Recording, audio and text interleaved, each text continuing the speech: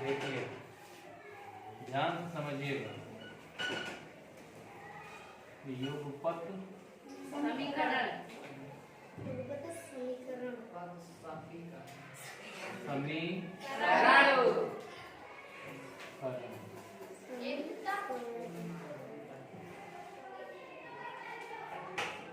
ले चलते हैं कक्षा 7 की तरफ। कक्षा 7 में हमने पढ़ा था व्यंजक,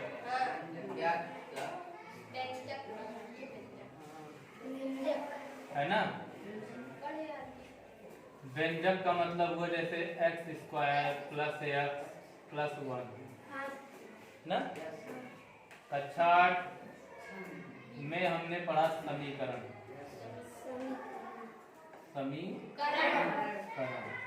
ध्यान से समझिएगा।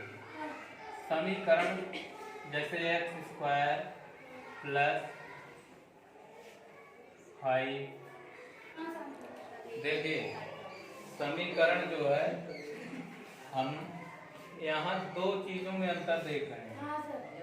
यहाँ ये है और इधर ये है, लेकिन यहाँ पर केवल ये है, ये चीज नहीं। ये क्या है? ये क्या है?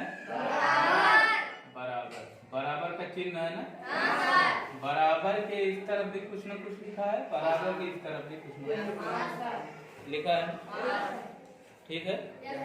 जब बीच में बराबर हो इस तरफ और इस तरफ, इधर वाले को हम जो हमारे दाहिने पड़ेगा उसे दायां पक्ष, जो बाएं पड़ेगा उसे बायां पक्ष। तो ऐसे खड़े हो तो कौन सा दाहिना है?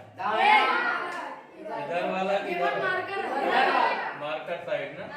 ये है दायां पक्ष, दायां पक्ष। ठीक है ना। और इधर वाला क्या है? बायां पक्ष। ठीक है ना।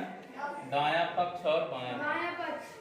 दायां पक्ष को अंग्रेजी में क्या कहा जाएगा? राइट ना। Hand side. ठीक है ना। बाएं को लेफ्ट हैंड राइट। किताब में अब तुम जब कक्षा 9 में जाओगे तो हर जगह तुम्हें LHS RHS लिखा मिलेगा। इसका मतलब क्या होता है? इसका मतलब होता है राइट हैंड साइड और ये है लेफ्ट हैंड, क्योंकि बाएं हाथ को लेफ्ट कहते हैं, दाएं राइट। समझ में आया? समीकरण तक क्लियर हुआ? हमने इसको भी पढ़ा, इसको भी पढ़ा। अभी समीकरण 8 में पढ़े हैं। मान निकालना पढ़े हैं कि नहीं? गुणनखंड करना पढ़े हैं? पढ़े हैं ना। अब आते हैं युगपत समीकरण की। युगपत समीकरण। युगपत समीकरण का मतलब है कि जब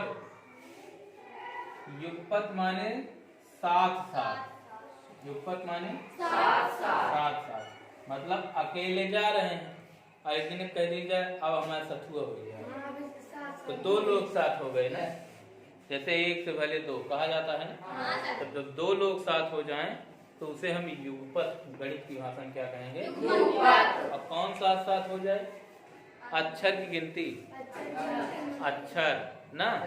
क्योंकि गिनतियां तो हम बहुत पहले से 23, 24, 22 इस तरह से 2-2 अंक का, 3-3 अंक, 4-4 अंक, 1000, 10,000, लाख तक का अंक पढ़ के आए हैं ना। यहाँ अक्षरों की बात हो रही है। यहाँ जैसे मान लो लिखा है 2x धन y = 5। इसमें लेफ्ट हैंड साइड भी है, राइट हैंड साइड भी है ना। दोनों साइड है। समीकरण हुआ। लेकिन इसमें दो ठुदेश हैं, एक ये और एक ये। एक x अक्षर है, एक y अक्षर है। दो अक्षर है ना। और दोनों अक्षर अलग अलग हैं। दोनों अक्षर धन निशान के साथ साथ साथ जुड़े हैं। जुड़े हैं कि नहीं जुड़े? तो इसका मतलब जब दो अक्षर एक साथ किसी निशान के द्वारा जुड़ करके समीकरण बनाए तो उसे हम क्या बोलेंगे? समझ में आया? कोई दिक्कत नहीं। युगपत समीकरण में हमेशा दो समीकरण दिया रहता है। जैसे अगला दे दिया गया 3x + y = 7। तो ये दो समीकरण इकट्ठा दिया रहेगा और दो समीकरणों में हमें हल करके दोनों समीकरणों को फिर हमें मान निकालना होगा x का और y का। ठीक है ना, समझ में आया? x का मान भी आएगा और y का मान भी। यही मान निकालना ही इस पूरे अभ्यास में पढ़ेंगे। ठीक है ना। मान निकालने की 4 विधियां हैं, जिसमें से 3 विधि यहाँ तुम्हें पढ़ना है। पहली विधि है विलोपन विधि। कौन सी विधि? विलोपन विधि। ठीक है ना। दूसरी विधि है प्रतिस्थापन विधि। प्रतिस्थापन विधि। ठीक है। तीसरी विधि है सारणी विधि। सारणी विधि। ठीक है ना। और चौथी विधि जो तुम्हें कक्षा 9 में पढ़ना है वो है वज्र गुणन। वज्र गुणन विधि। 3 विधियां तुम्हें यहाँ पढ़ना है। पहले कोर्स में ये भी यही थी, अब इसको काट के आगे बढ़ा दिया गया है।